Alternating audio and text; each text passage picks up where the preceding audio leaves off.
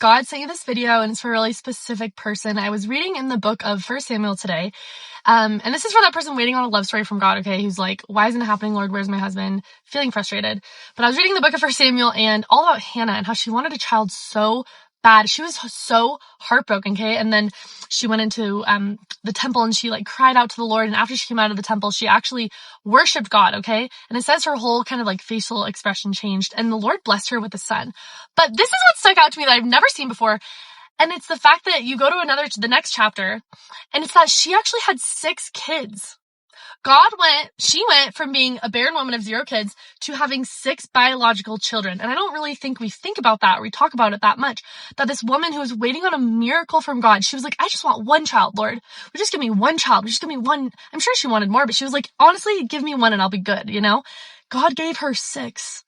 And if you're waiting on a love story from God, or if you're praying for something and it feels like a miracle, like God has to step in, God is so good. He is such a good father that he doesn't just stop with the miracle. He doesn't just stop. He's a God of abundance.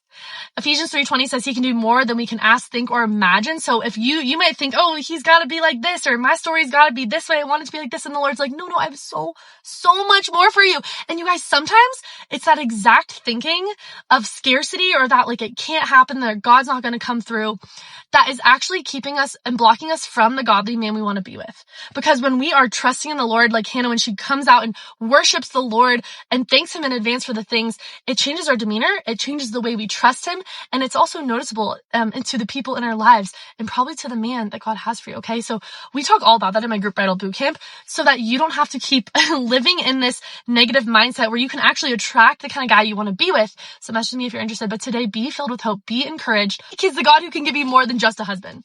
He can give you more than just a husband. He can give you a husband and a family and kids and so much more, because he is the God. He is your provider, okay? Trust in him today. Love you guys.